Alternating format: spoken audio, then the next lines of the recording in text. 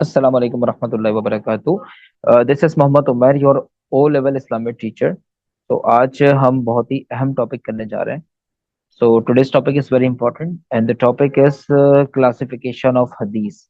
ठीक है, basically students जो होते हैं वो क्लासिफिकेशन के हवाले से काफ़ी कंफ्यूज होते हैं। ये बात ध्यान में रखिएगा कि क्लासिफिकेशन ऑफ हदीस के दो एस्पेक्ट होते हैं। एक एस्पेक्ट यानी एक पहलू ये होता है कि हम अकॉर्डिंग टू द नरेटर हम उसको क्लासिफाई कर रहे होते हैं, और दूसरा जो उसका एस्पेक्ट या एंगल है वो है अकॉर्डिंग टू द ऑथेंटिसिटी, कि ये हदीस किस लेवल पर जाके ऑथेंटिक है, कितनी ऑथेंटिक है, मोस्ट ऑथेंटिक है या स्लाइटली ऑथेंटिक है, या वो ज़ईफ दर्जे पर जा रही है। सो याद रखें कि इस बेस पर हमने हदीस को कैटेगराइज किया।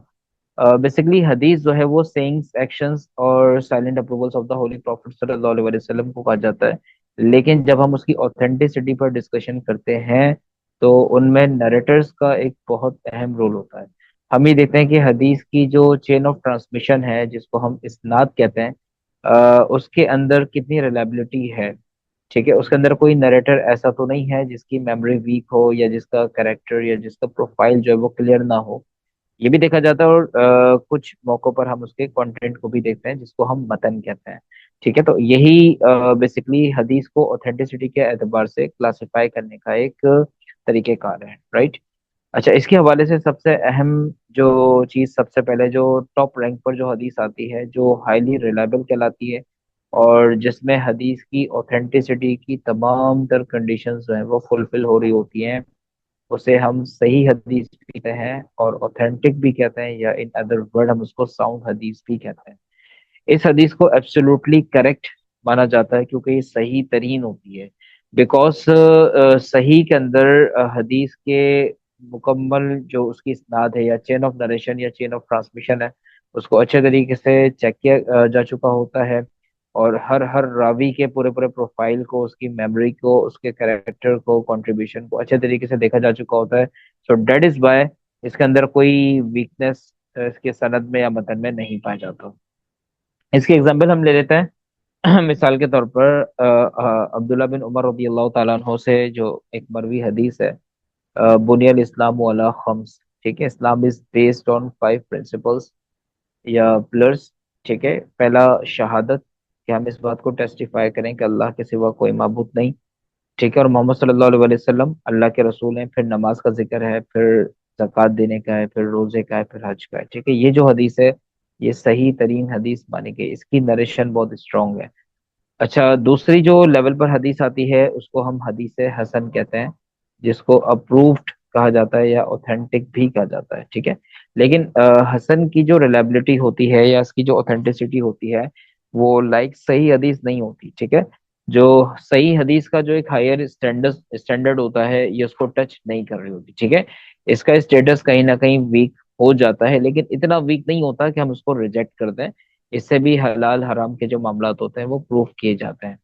ठीक है, इसकी मिसाल हम ले सकते हैं, जैसे कि इमाम अहमद रिपोर्ट करते हैं, ठीक है, कि यहया बिन सईद ने उन्हें बताया कि इब्ने हाकिम कहते हैं कि उनके वालिद ने अपने दादा की अथॉरिटी पर उनको बताया कि नबी सल्लल्लाहु अलैहि वसल्लम ने फरमाया कि to whom should I be good to, कि मुझे किसके साथ सबसे ज्यादा अच्छा होना चाहिए।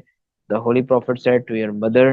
ठीक है, ये सवाल 3 दफा रिपीट किया गया तो आखिरी बार हुजूर ने फरमाया योर फादर। ठीक है, इस हदीस को हम हसन की कैटेगरी में रखते हैं। देन फिर ज़ईफ हदीस आ जाती हैं। ज़ईफ हदीस देखें, ज़ईफ सिंपली हम वीक को कहते हैं।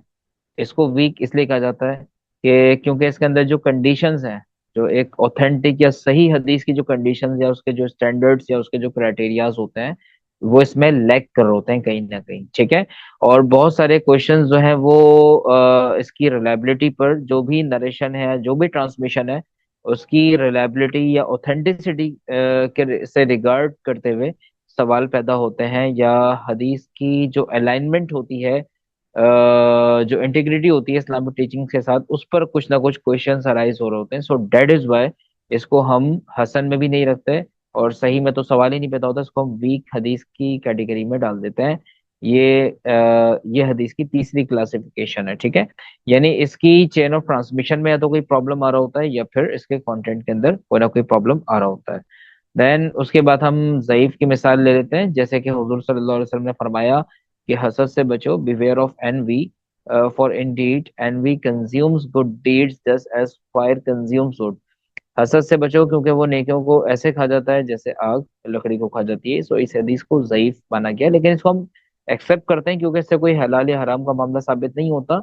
लॉफुल अनलॉफुल के सिनेरियो में ये हदीस नहीं है, बल्कि यहाँ तरगीब दी जा रही है, यहाँ पे मोटिवेशन दी जा रही है कि हसद से बचना चाहिए। उसके बाद लास्ट जो है वो मौजू हदीस है, जिसको हम फैब्रिकेटेड कहते हैं।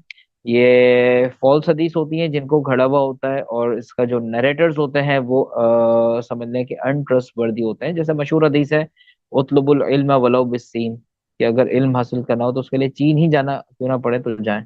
तो इसका ऑथेंटिक कलेक्शंस में इसके कोई जगह नहीं होती। इसकी मिसाल आप ले लीजिए कि जैसे हदीस है कि अल्लाह तबारक व तआला ने फरमाया कि I was a hidden treasure and I wish to be known. छुपा हुआ खजाना था मैं, और मैंने चाहा कि मैं जाहिर हो जाऊं। सो मैंने मखलूकात को बनाया और अपने आप को उनमें मशहूर किया, और मैं फिर जाना गया। सो ये हदीस जो है वो मौजू है, ये हदीस कुदसी है, लेकिन इसको मौजू शुमार किया गया। फिर क्लासिफिकेशन की बड़ी इंपॉर्टेंस होती है, ठीक है। इस्लामिक लॉ में हदीस की क्लासिफिकेशन को रिलायबिलिटी के हिसाब से देखा जाता है। इससे जो फकीह होते हैं, ज्यूरिस्ट होते हैं, उनके पास एक कंटेंट आ जाता है और ऑथेंटिक सोर्सेस का, वो आराम से सॉर्ट आउट कर लेते हैं कि कौन सी हदीस ज़ईफ है, कौन सी सही है। इसके अलावा ऑथेंटिसिटी का जो प्रिजर्वेशन होती है वो बढ़ जाती है।